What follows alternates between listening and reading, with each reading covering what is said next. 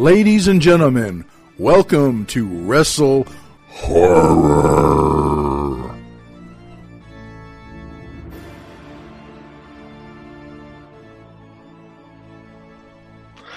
Greetings, viewers and listeners. Meathook Jim here, the WrestleHorror podcast. With me, as always, my co-host, Donnie Hoover. Donnie, what's going on? Oh, man, doing good. What's happening? I was going to ask you, did Pennywise get you today or what? I mean, I see him back there. Well, the balloon keeps grabbing on my shirt, so I'll try to slide by it because there's not a lot of space, but the daggone balloon sticks to my shirt. It like tugs on me, so it feels like he's pulling me. On this episode of WrestleHorror, we reached out to several people in the horror industry, and I was responded to by a gentleman here. He's an author. His name is Tom Bradley, and I love his way of looking at horror. Tom, welcome to WrestleHorror. Hi. Thank you. Thank you for having me on. It's a real pleasure to be here. I appreciate the opportunity to speak with you guys. And we appreciate you reaching out to us. You know, it's not always wrestling. This time it's horror because Donnie and I are both big horror fans, haunted attraction fans, things like that. Tom, I have to ask you, I've looked at your bio and everything. What prompted you to start writing horror? Well, I started early on when I was younger. Of course, that really didn't go anywhere. I wasn't any good at it, for one thing. But I caught on to the genre, and if you ask me why did horror grab you, it's like asking why do you like blue as opposed to red. It's just something inside you. From the first time I guess I saw King Kong, and it scared the bejeebies out of me. And then Bela Lugosi's Dracula, and then I saw every B movie there was with Vincent Price and Chris, you name it. It was something that spoke to me, and I don't know what that says about me, but, and then, a turn of events happened, and I had written a little more seriously, and all of a sudden I had the opportunity when, I retired to write full time, and it just started coming out, and it kept going. So it was just kind of a serendipitous thing that had been spurred years ago, and when I had the opportunity, I just kept moving along with it. Well, I've got to say, I'm a little bit, I'm not quite sure if I'm going to word this properly, but I feel like I'm a little. Your background, this is what bugs me. You served in the Army Medical Corps in Vietnam, and you have a degree in microbiology, and you've done work in virology. I mean, how does that all turn into horror? Well, we're kind of living one of those situations right now with COVID. So true. Okay, I'll buy that. It gives me a great background for turning the reader into that suspension of disbelief, because my background in medicine and sciences gives me a kind of edge when I add a little bit of detail here and there.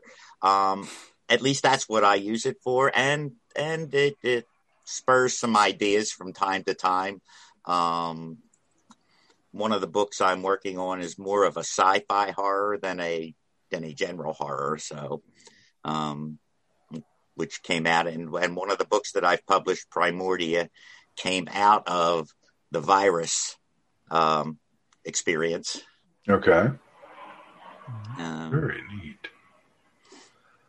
Yeah, I was looking at all your the synopsises of all your books too at lunch today, and I was really fascinated by Shadow Demon.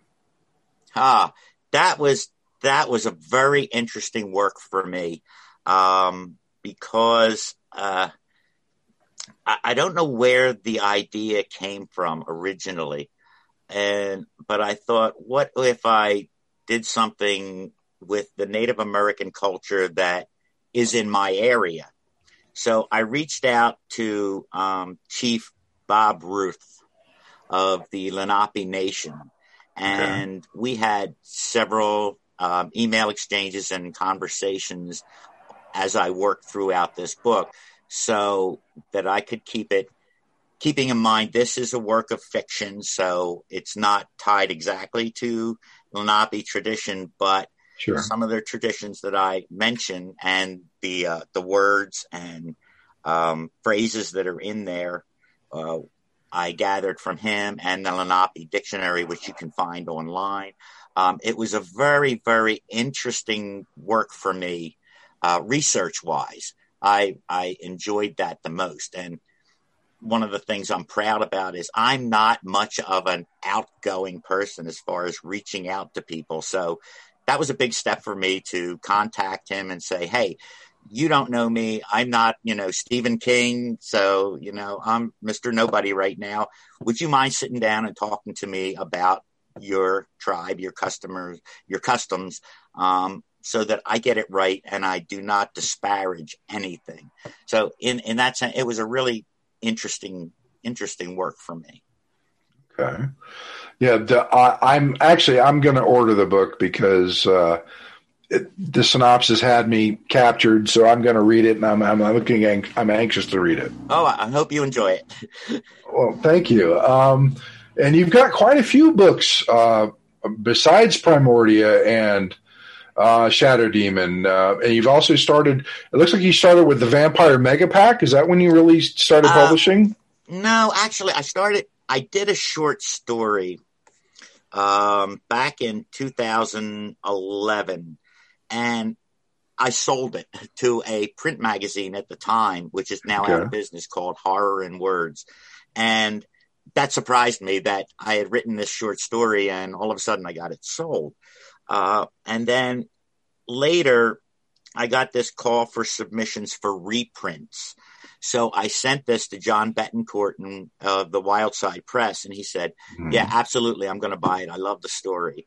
And from that time on, I just said, okay, well, maybe I do have a shot at this, and I'll just keep going because that story in the Vampire Mega Pack, I wrote a sequel to it and then put them together in a single novella called Sundown Rising.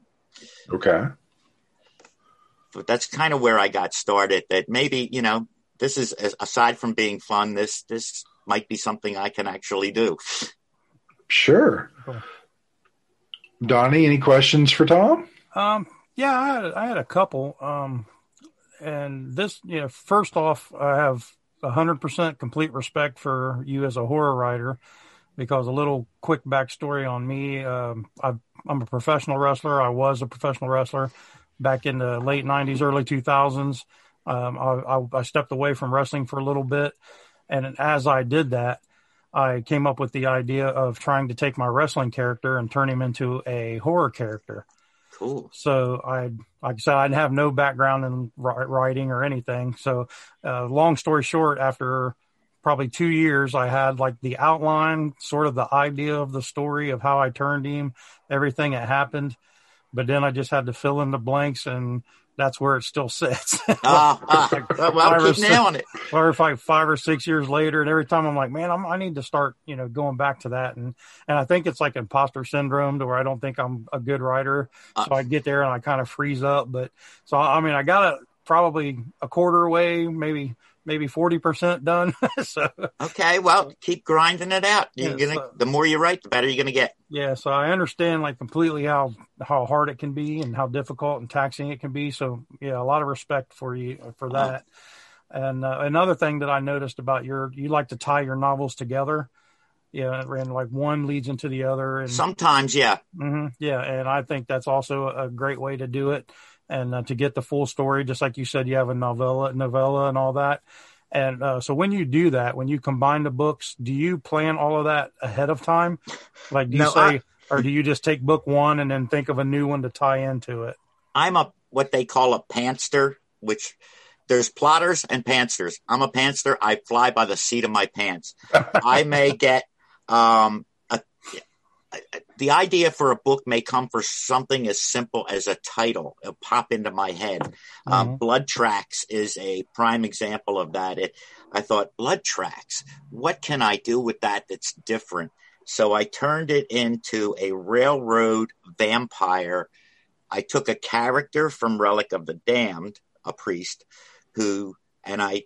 from his experiences in that, I made him lose his faith, get lost in the bottle, and be tramping around as a hobo when he comes across a vampire that wants him, and developed it from that. So that kind of came from just thinking, what can I do with the words Blood Tracks as a title?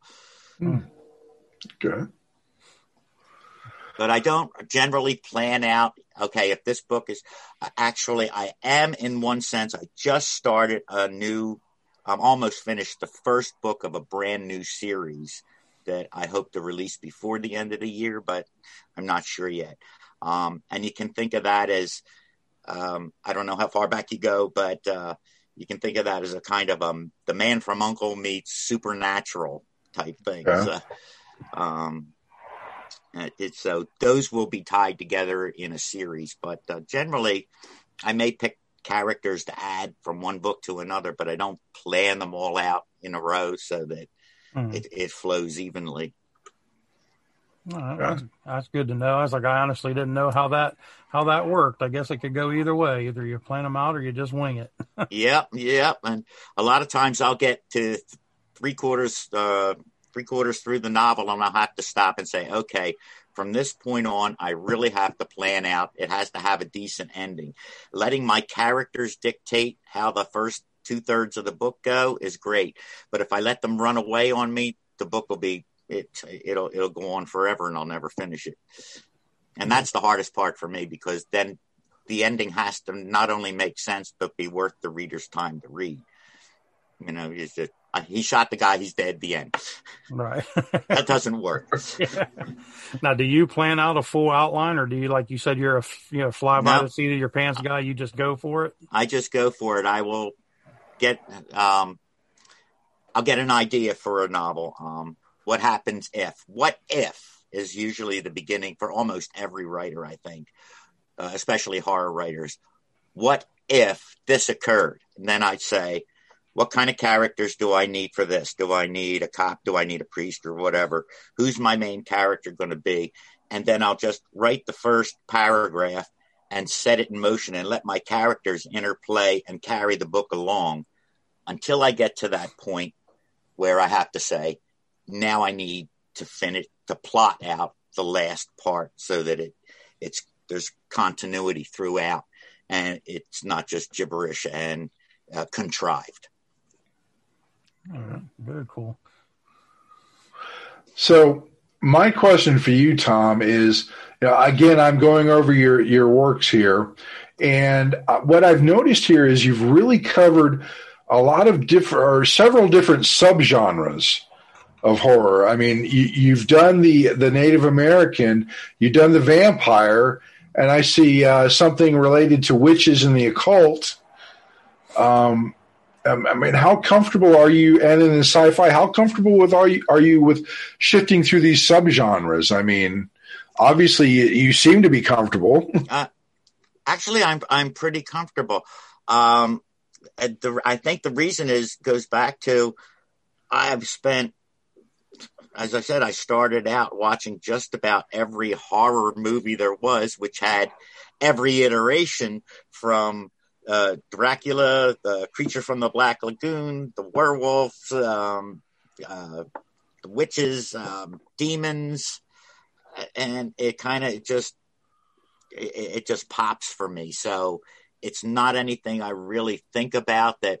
If I'm going to write about this, okay, I might have to do a little research here and there. The current book I'm writing now has some witches in it, and I had to go back and do some research on tarot cards because I know absolutely nothing about that. And I don't believe in, it said this because of this and this. I need to know if somebody who does these things reads it and not going to say, oh, no, that's a bunch of horse hooey. So I got to put in the research on some ends of it too. Sure. Oh, it's a shame we didn't know each other sooner because I am actually a witch. Oh, okay.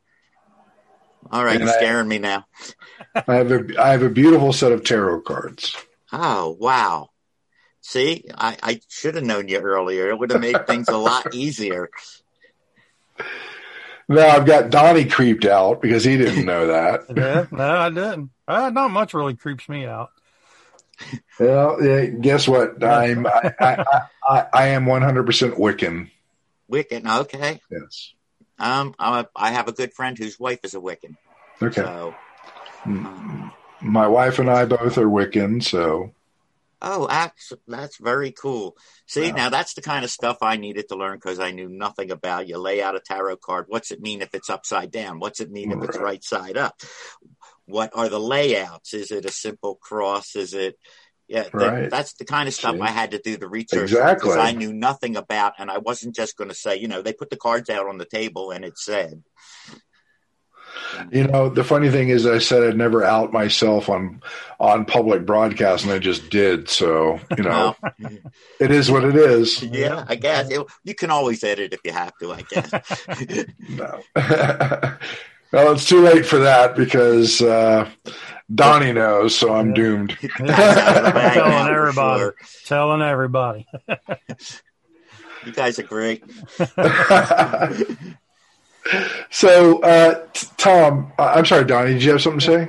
Yeah, I wanted to pick his brain about his style of writing real quick, and I'll tell you why. Because I'm a slasher fan, and I've said that many times on here. I love the old '80s campy slasher films. Anything that's slasher, I'm into. And when I was doing research on you and stuff, you said that you weren't so much into the slasher stuff; you was more psychological. And to give you credit, you actually made me realize something about myself while doing that. And so I started thinking about that. And I remember a time. It's been, like I said, I have like short-term memory on some things, so I lose my memory a lot. But I was reading a book. I do remember it was by J.A. Conrath, and it was probably 5, 6, 7 years ago. And there was a part of the story, because I mainly read like nonfiction. I'm not really a big fiction reader. So I started reading his work. And I remember reading the book, and there was a scene in one of his books. It was like a pandemic, and the military was gathering up all the people to take them to this one center location. And they were killing the people that were non-responsive or, not, and that kind of thing. And there was one scene that I remember reading to where the guy or the person looked into the bedroom. They broke into this house to get all the people out.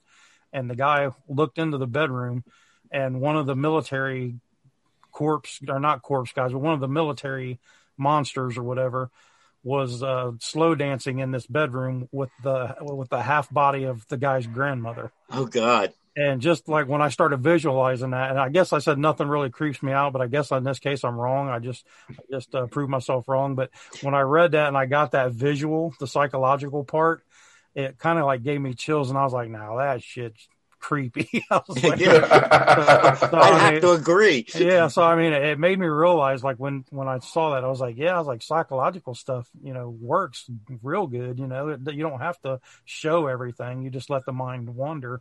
Because, like I said, all kind of weird stuff like went through my head when I read that and I saw the visual in my mind. And so, what's your thought process on that and your beliefs and all that? Well, as I said a little bit earlier, I think there's a time and a place for your slasher too. I mean, I have it in my book where it can get pretty brutal, but not every scene needs to be for me. I mean, there are people like yourself who gobble that stuff up, and that's just not my take on it. So there is a time and a place for it, and I've used it. There's some pretty brutal scenes in Relic of the Damned where the guy's intestines are coming out. So that tells you that I'm not averse to using it. But I think for me, it's if I can find words that are going to make you to think and envision something, then something horrible, then you may envision it even more horrible than I could describe what you read. So if I can set you up to scare yourself, that works better for me. Mm-hmm. Yep, like I said, and with that example I gave you, that's exactly what happened to me. I was just reading it, like going through the normal, and then as soon as I read that part and the vision popped in my head, I was like, "Holy crap!" It was like, and it got me. So yeah, I totally understand it, and then it made me learn something about myself, researching that. I mean, for me, it's like I think sometimes I've watched things where it's something as simple as a look. I used to watch the old, to me, I love Dracula, but to me, the ultimate vampire was Jonathan Frid's Barnabas Collins from the old Dark Shadows series. I agree. And he wasn't, if you go back and look at that, yeah, he'd show his teeth, but there was that look that he had. He had this innate look of scare you to death just by looking at you. He didn't even have to do anything. And that's what I try to get in my writing. I try to get just the right words to take you to the edge and then let your brain finish the picture for you. I absolutely love that mindset. That is just the signature of a true horror writer, and I can appreciate that. Thank you. I know there's a question that Donnie always asks of our guests, and this ought to be actually very creative considering you're a horror writer. So, Donnie, I'm going to let you take this. All right. Yeah, we ask every person that we interview here now, and say you are the main character in your own horror film. What is your go-to kill? What is my go-to kill?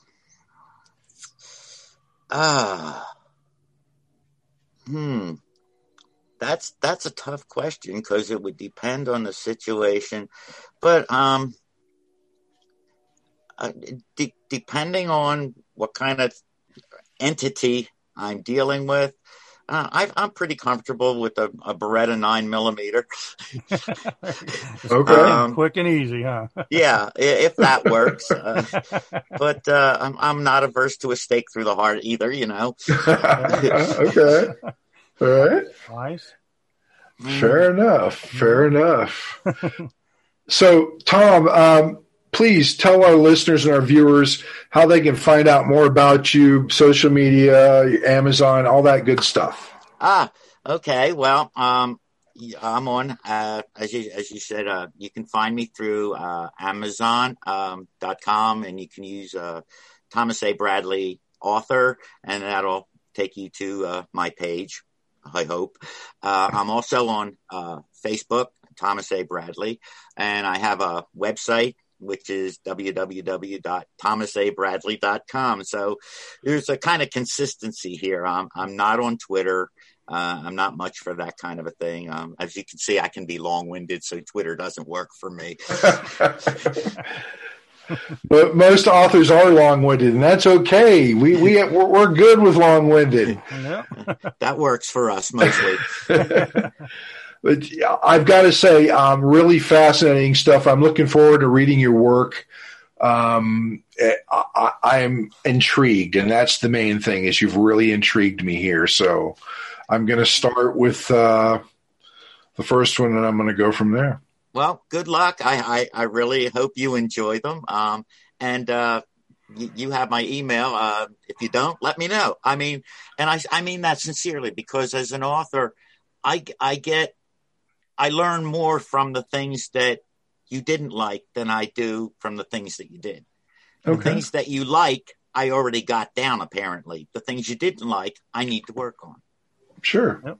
Okay. Very smart. Well, I will definitely let you know how I feel, and I will go ahead and friend you on Facebook. You Jim Millspaugh. So just so you know, yeah. It's not just Meathook Jim, but yeah, I wasn't sure whether I should call you Mr. Meathook or Mr. Hook. That's just a personality. You can say, just to throw in a little wrestling before we close out this show. Yeah. Donnie is a retired professional wrestler. He owns his own promotion. I'm his ring announcer. Oh, so. Excellent. Well, I hope you're really successful with that. I mean, I'm enjoying this stuff. Like I said, I'm going to check out even more of your podcasts. I've had some time to check out a few of them, and they were really interesting. So, as I said, I wasn't much into wrestling, but I'm starting to get a little hooked here listening to some of this stuff. So I don't know. You might have created your own demon.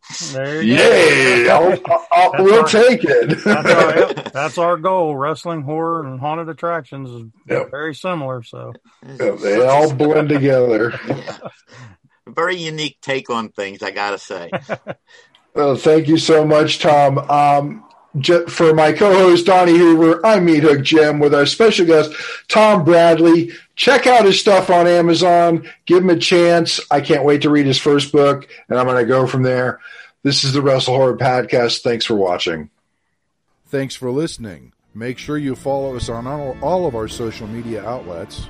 Facebook.com/WrestleHorror. Instagram @WrestleHorror. Twitter @WrestleHorror. On our YouTube channel, the WrestleHorror channel. Also, you can find us at www.WrestleHorror.com.